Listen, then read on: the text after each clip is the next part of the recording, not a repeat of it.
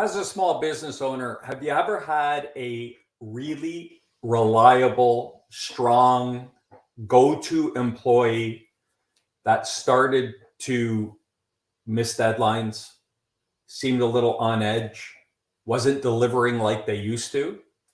Now, sometimes that can be they're just don't have the capacity, don't have the experience to meet up with the demands of the business. But as human beings, oftentimes life happens and things are going on that we are not aware of. There's a quote that kind of floats around on LinkedIn, and I'll paraphrase, but it says, be kind to the person beside you because they could be giving everything they have just to hold it together. So how do we address that? How do we decide, are you just unable to do the job, or are you struggling to get by in your personal life? And working with small business owners, I know oftentimes we take it personally and we say, this person isn't delivering. And they'll call me and they'll say, I'm going to sit them down and I'm going to tell them. And I always say, you know what, why don't you start with this? Hey, is everything okay? Are you doing all right? Start there. And that's the conversation we're going to have today. Mental health is a big issue these days. And we are so fortunate to have Dr. Christopher Taylor. We're going to call him Chris. He's given me permission to call him Chris. We're going to do away with the formalities. Chris owns the Taylor Counseling Group, which is one of the largest providers of mental health outpatient services in Texas. Very cool. He's also the president of the Counseling for the Future. He's created an app called Epiphany, and it's epiphany.com. We'll give you that information here in a bit, which is a preventative mental health app, which hopefully we'll hear more about because I think that's super cool. And his life's also falling apart right now, so he's kind of walking the talk. Welcome to the Key Hire Small Business Podcast. My name is Corey Harlock. I'm going to be your host today. If you like what you're hearing, hit the like, hit the follow, hit the subscribe button, whatever you got to do. We'd love to be able to send our new episodes and information directly to you. So, Matt, without further ado, let's bring Chris on the show. Dr. Taylor, how you doing, bud? I think I'm great, but I'm probably really terrible. But we're just going to go with great anyways, because, like you said, life happens. I don't think life happens to you. I think it happens for you. And so I'm just going to push forward, man. Very cool. So I said your life's falling apart. We kind of... If people don't get the 30,000 foot overview, they're not going to listen to anything else you say because they're going to wonder what the hell that means. So give us the 30,000 foot overview. Yeah. So basically, I went on a camping trip with my daughter this weekend with a bunch of girls. It's like a daddy-daughter camp out thing. And I got sick from one of the kids. So I'm dying of some kind of respiratory virus right now. I rolled my ankle while I was out there, to come back home to find out that we now have a slab leak in the middle of our house, right in the kitchen. I've been living out of an Airbnb, and also the wonderful lady that cuts my hair, she decided to not be a hairdresser anymore. So, and as I said to you, I think that's the worst of all of it, is losing your hairdresser. Man, that sucks. I'm sorry to hear that. So yeah, that's where we are right now. But you know what? Life's great, and it just gives me more together time with my family. We're a lot closer right now, both literally and figuratively, as we suffer together. So, Great. Very cool. So, hey, we don't like to spend too much time on the formalities because this is a help first podcast.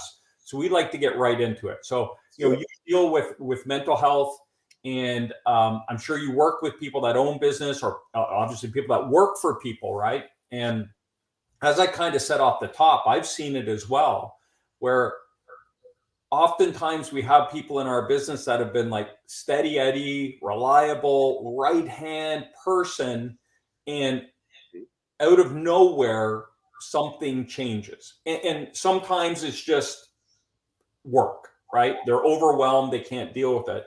But sometimes there's things going on under the surface, so maybe walk us through what are some signals we should be looking for, or different ways to think about it. I mean, this is what you do. So if I'm a business owner and I'm thinking, hey, I have someone in my business right now that fits that description.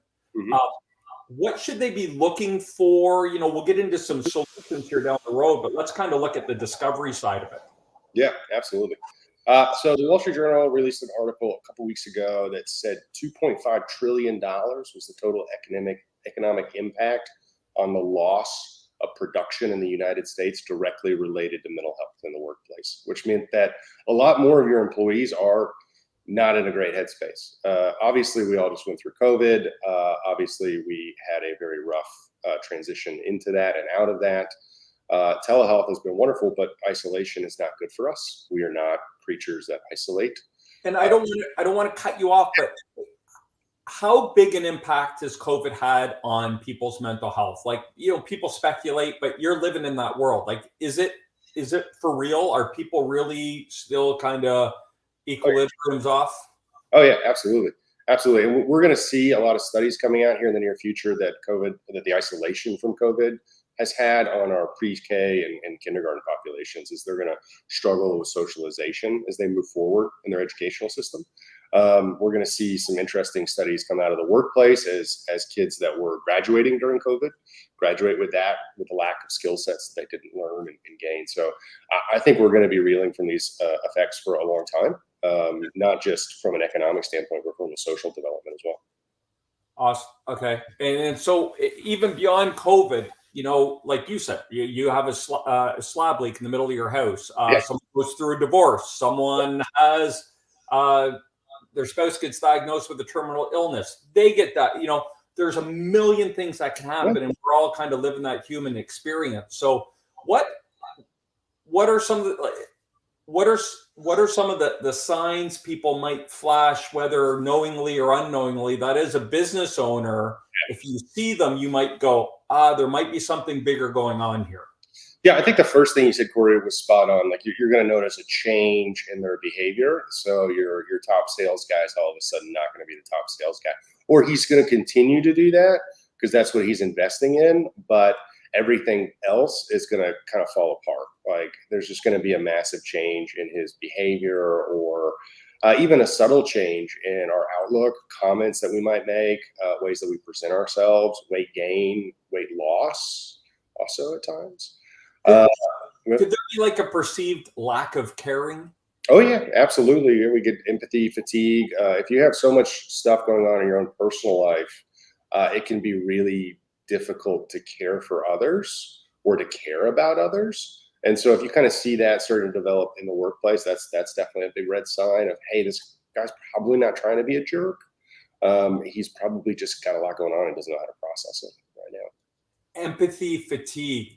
Is that kind of what you just detailed there? Like if you're outputting a lot of emotion, it's hard to hold emotions for other people and kind of, excuse my language, but give a shit what's going on in other people's world. Yeah, no, that's exactly it. We actually struggle with that a lot in the mental health space. Therapists struggle a lot with empathy fatigue because we take on so many emotions from other people during the session, during the therapeutic process that can be a problem that contributes to burnout for sure. Cool. All right. So we're talking about someone who has been fairly so that's maybe this. I'm just kind of, as I was saying it, I was like, hold on. So we have the steady Eddie who's now kind of getting a little rocky.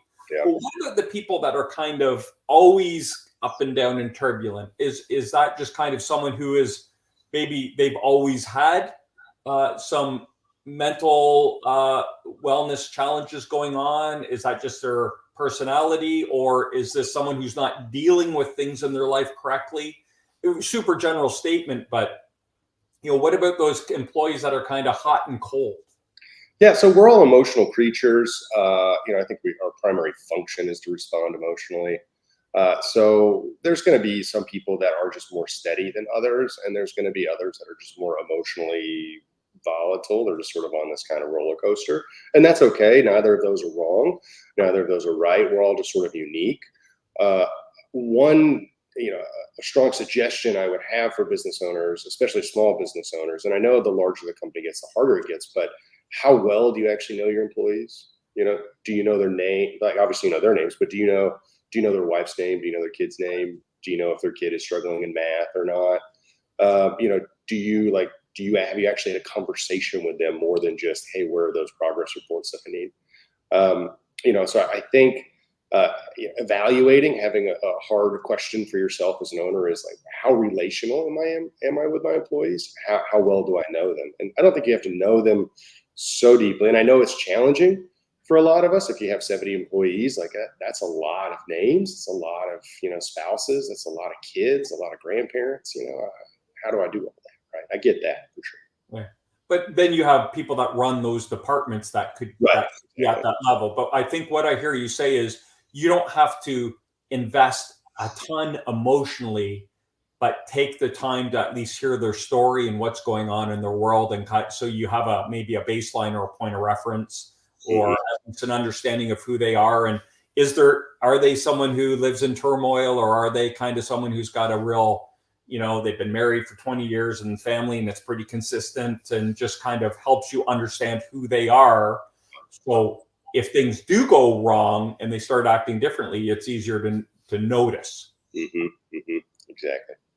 So a lot of business owners, and I think we all do it, right? Because we all think the world revolves around us. But when so I've been coming to work, and I've been there for 2-3 years doing a great job. And all of a sudden, my give a shit meter falls off the map, and you're thinking, I don't care anymore. I'm not trying very hard. They take it personally, and they think, well, they're doing this to me, and this is my livelihood, and we're trying to put food, paychecks for all these people, and they're putting that in jeopardy. And it causes them a lot of stress because they see the effects of their behavior or lack of behavior on their business, right? So what could they do, or is there kind of an exercise or a question they could ask themselves to kind of bring themselves to a point where they say, okay, I need to maybe investigate this and see what's really going on? Yeah, exactly. So Walt Whitman has a wonderful quote that I love, which is be curious, not judgmental. That's Ted Lasso. Yeah. He uses that in the show. Yeah. So Walt Whitman's beautiful quote is amazing. And so it's just this idea of really challenging ourselves just to be curious. So anytime I have to have a hard conversation with an employee, I always just start it off conversationally with what's going on. Like, tell me about you. Where are you at right now? What's your story? Before we get into the hard part of here's how you're not performing well. So let's just be curious. What's going on? Tell me more about that. I've noticed this change kind of happen. Instead of being judgmental and taking it personal, moving into this ego space, which is very challenging for us as entrepreneurs, because entrepreneurs usually have very healthy egos because we believe that we can take on the world and do the impossible. So, which many of us can and many of us do. And so it's kind of like when you become successful as an entrepreneur, that ego gets really, really strong. So it's shifting, but the old world mentality was work is work, home is home. You don't talk about your personal life. If your boss asks you how you're doing, you say fine. And now, there's the other extreme where, bring your whole self to work, which means all your baggage and all your problems, which I don't know if I agree with totally either. But all that to say, sometimes when you ask people what's going on, some of them are just going to give it to you, right? And you're going to think, well, that's too much. Some of them might give you what you're looking for, but some of them might say, no, it's fine. Was there something going on? Yeah, don't worry about it. It's okay.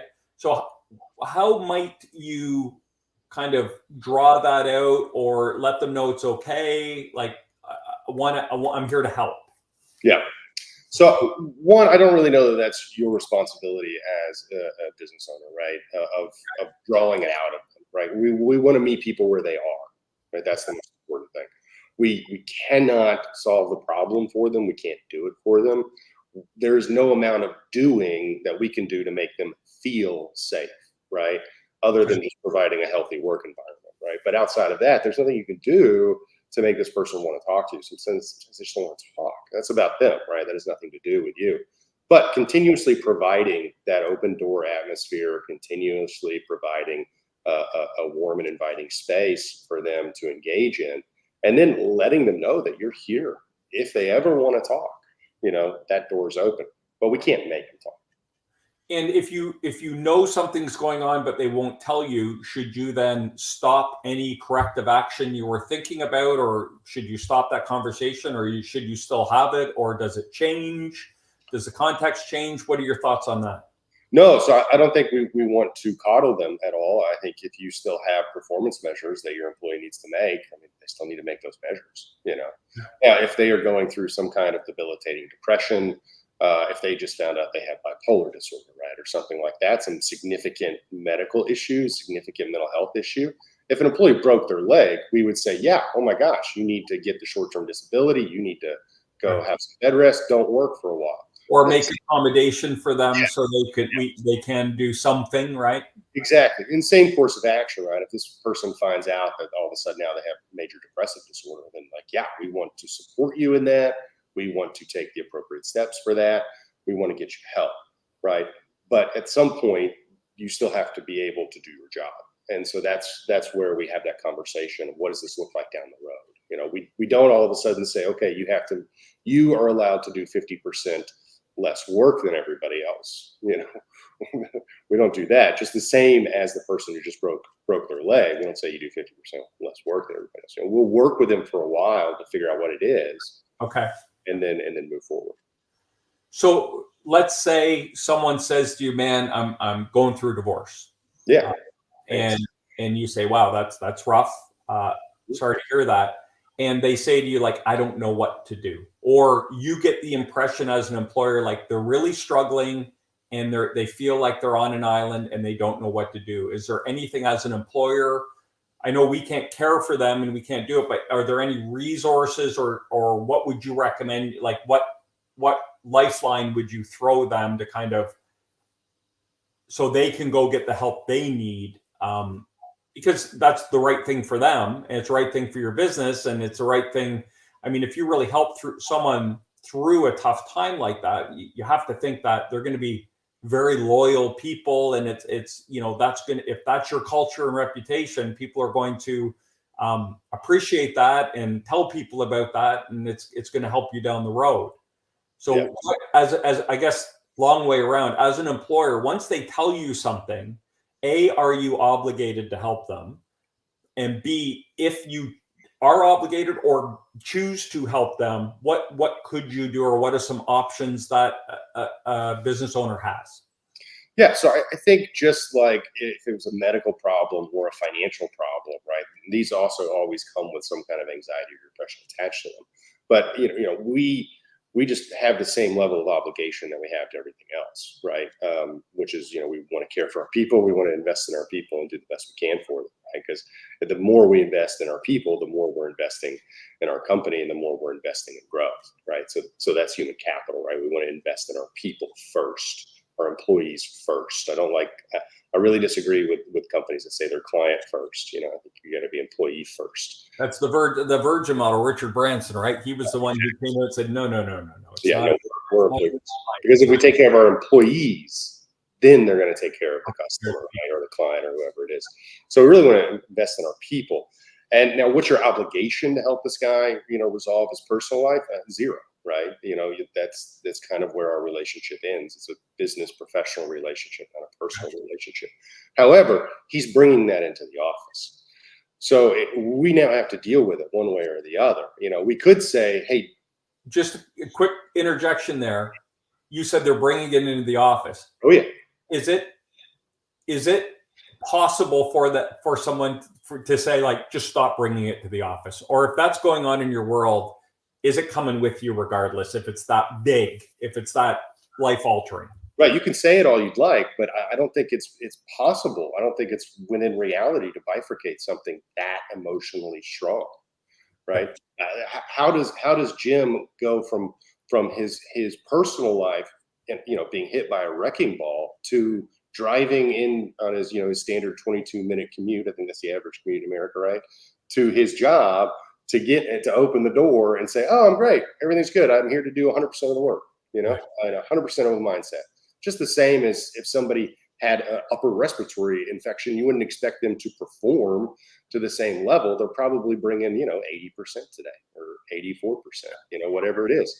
So it's impacting you one way or another. It's Right. impacting that person's relationships with their coworkers. So it's damaging. So in that way, we definitely want to invest. We want to have a plan for mental health resources for our employees. We Okay. want them to know that plan, and we want to model that stuff. We want to model Okay. healthy behavior. So when you say model, kind of give us an example of what that might look like.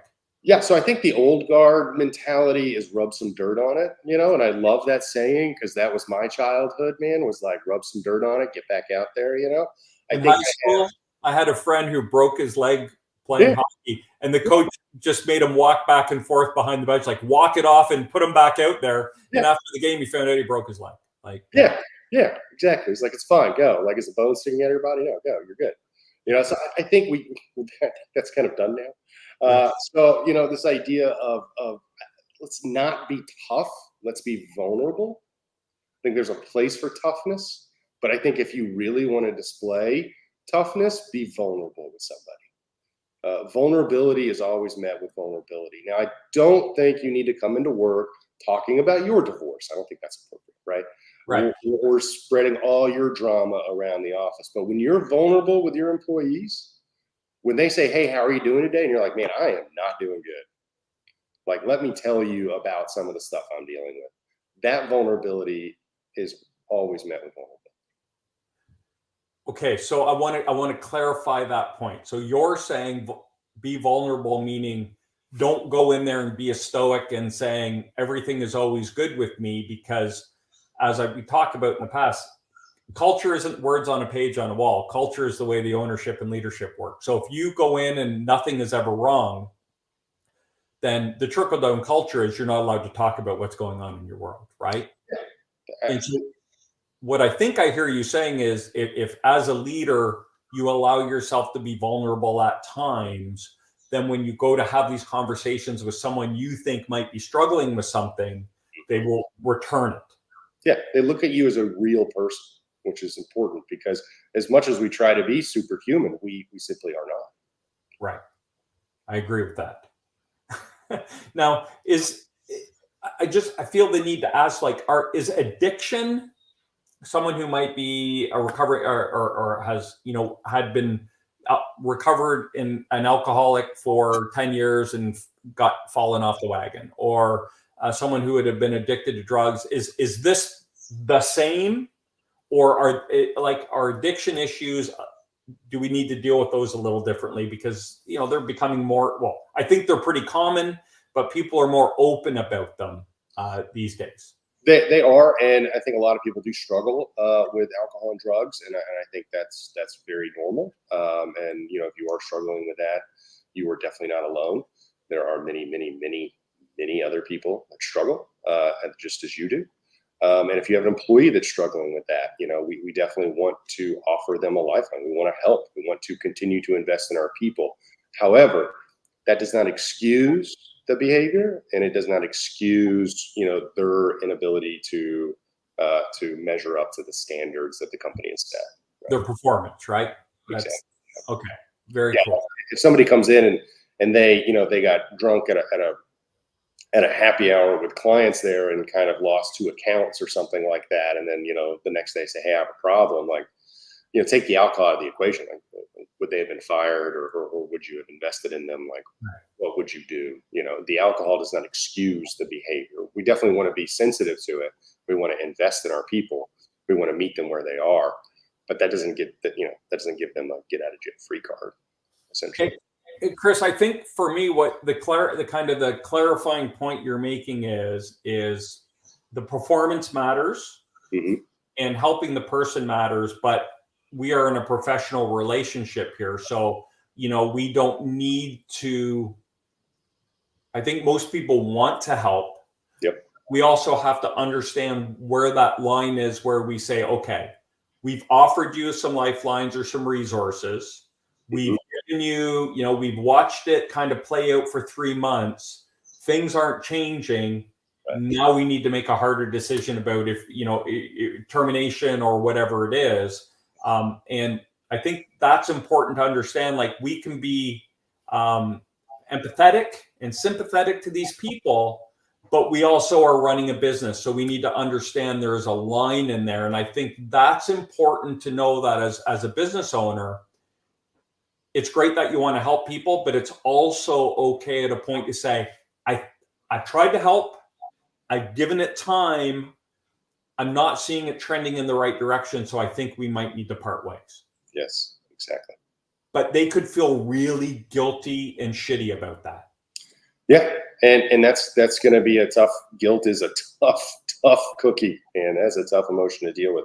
But know this, if you continue to enable somebody with an alcohol or drug problem, all you're doing is making the problem worse. You're helping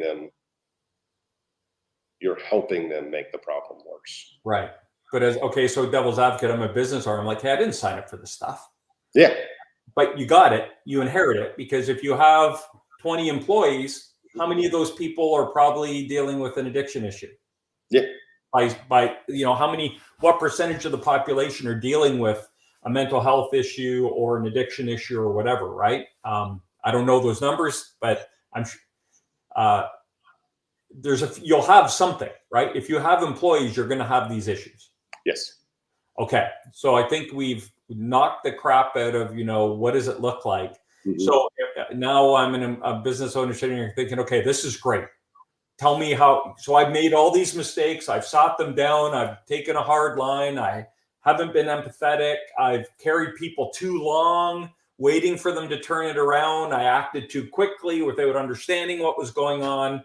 So, and it feels like there's a real kind of gooey sweet spot here that is undefinable. But so if I want to start getting this right, I want to start trying to understand what's going on, and I want to put a program in place for my employees, or I have someone right now that I'm thinking about, and I want to have a conversation with them. Other than calling you, what are the first 1, 2, 3 steps I should take to kind of create a plan or take action that is at best for my business and at the same time best for the individual, I guess? And that's a hard balance. Yeah, it can be challenging. There's 3 very small, simple things you can do. One, know your benefits. Okay. So, if you are a company that provides health insurance benefits, and I know, like, depending on how big you are, you might not, but if you do, know what those benefits are, and make sure that your employees know what they are. Like, a lot of companies have really great health insurance benefits that have like $20 copays to go see a professional therapist. And like an EAP, right? No, that's just their normal health insurance. Oh, really? Yeah. Okay. So it's $20 copay for a lot of people. Most people in Texas have Blue Cross Blue Shield. That's like 80% of the population. So it's like most of those plans, the PPOs, there are $20, $40, $60 copays. Like that makes it a lot easier. And if you know that, then we can have that information out the gate and say, hey, you don't have to worry about it. Here's how much it costs. Right. So you know it. And you can get that information from your benefits administrator, from your broker, whoever. You call Blue Cross directly and say, I need to go see a therapist. The CPT code is 90837 if you want to just double check it. And they will tell you exactly what that copay is. So now you know that, and you have that available for your employees. 2, you model that healthy behavior like we just talked about. You don't need to be in therapy if you don't want to be in therapy, right? But if you got something else going on in your life, use your own benefits and go get some help. It's not a crazy idea. It's really not. It's very simple. But if you don't, I'm sure that you know somebody that does, right? That you have a family member that's struggling, that you have a friend that's struggling. You don't need to use their names or whatever, but let your people know that that's something that's in your life, right? In some way. Like maybe you have a sister who has bipolar disorder. Maybe you have a mother-in-law that's struggling with some kind of mental issue, right? And just be transparent about that stuff with your people to an appropriate level, okay? And I'm not saying they need to know all your life story, but to an appropriate level. And the third one is have a plan of where to go when something comes up. Have a plan of where to go. Just like we have, fire drills and little maps everywhere that say, here's the quickest way to the stairs. Like we all don't know where the stairs are.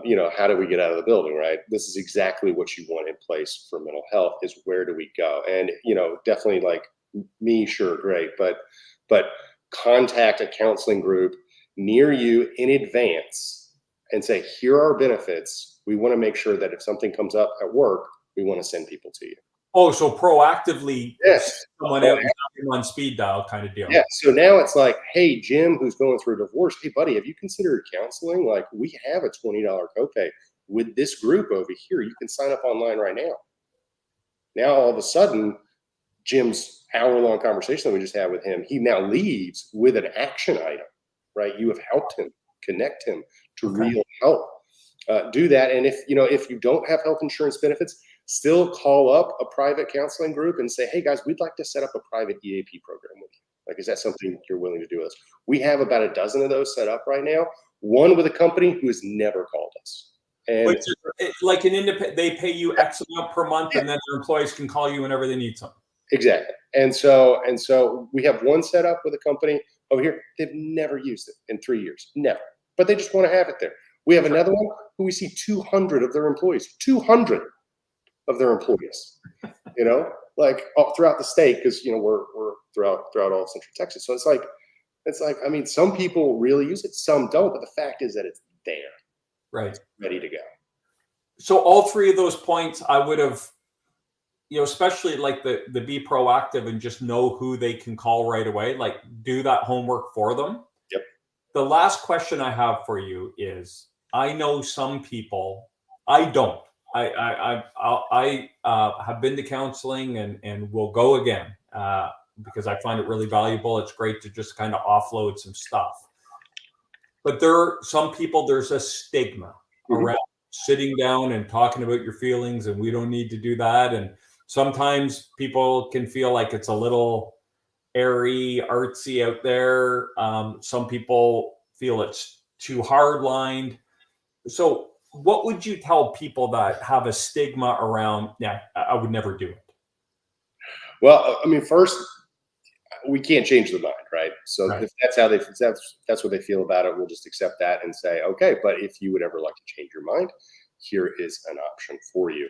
2, modeling that behavior. I go to therapy. I have my own therapist. I tell all of my employees, who are therapists, by the way, that they should be in therapy, all the time. I'm like, get into therapy. It's good for you. Could you imagine if you could just go see somebody for an hour a week and just tell them anything that you're thinking or feeling, and then they just validate you? Like, that's a really good feeling.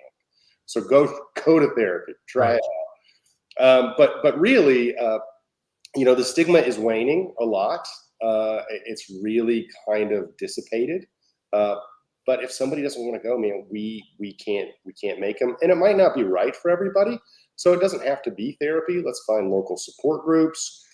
You can also call that therapy group that you just set up this EAP with and said, hey, do you guys have any community resources?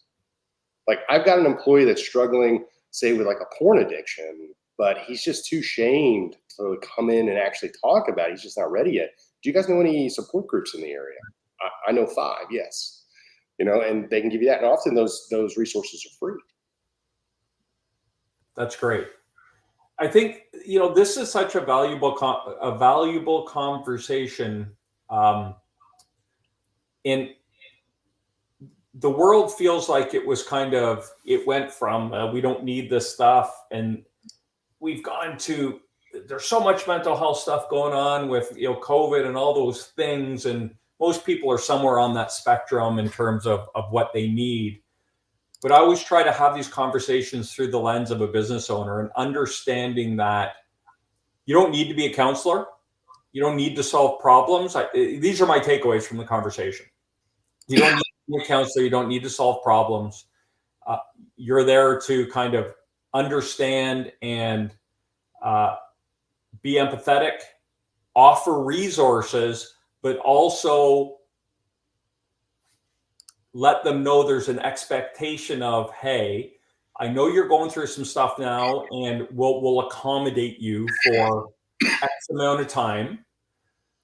And if they don't rise up, then it's still okay for you as a business owner to say, hey, I think you need more time. Let's pause here.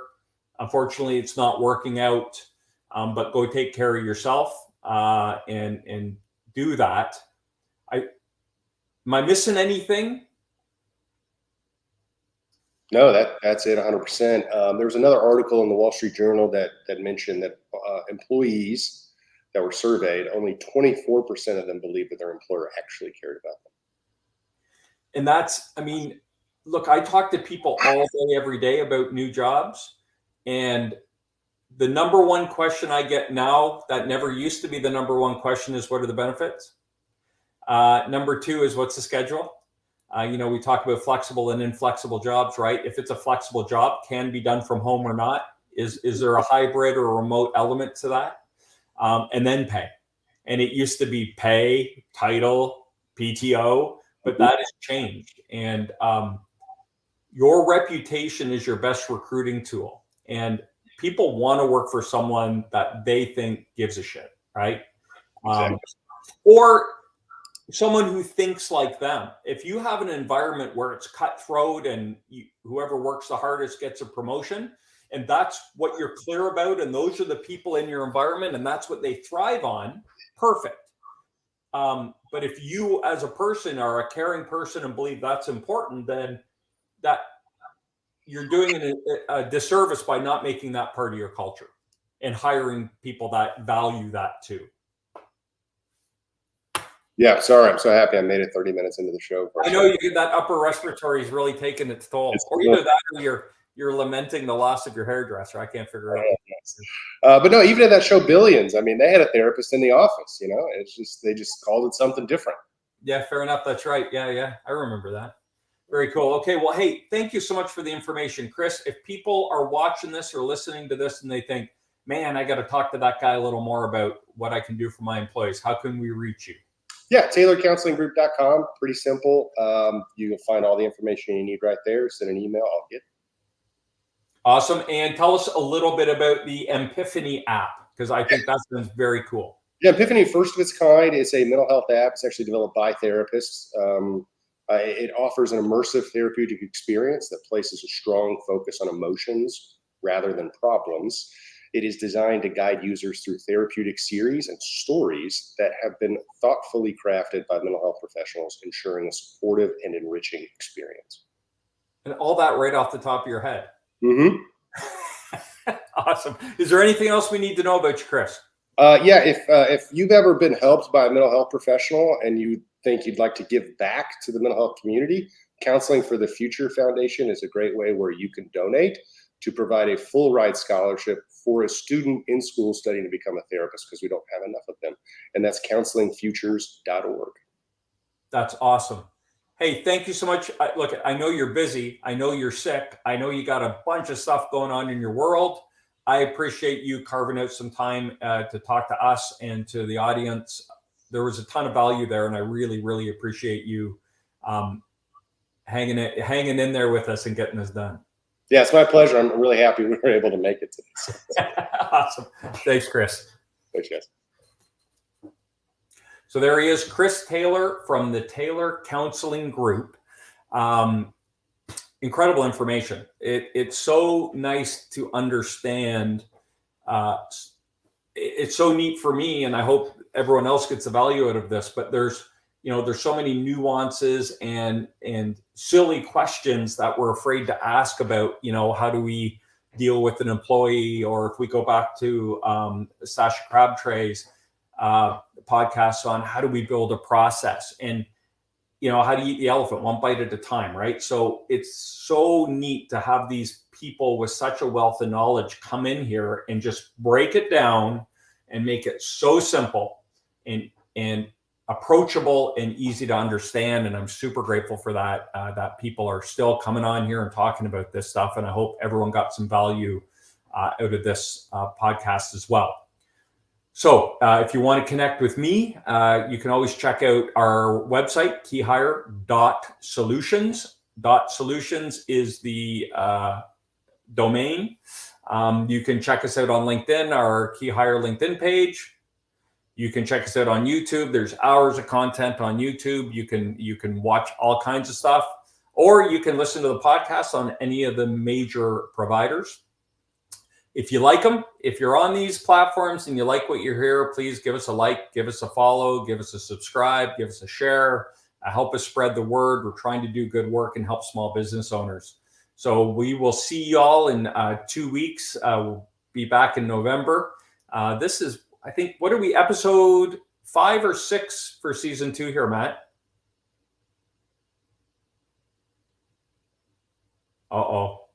Challenging. I think this was episode 6, 5 or 6. Anyway, we'll see you with the next episode in 2 weeks. Until next time, stop grinding, start growing.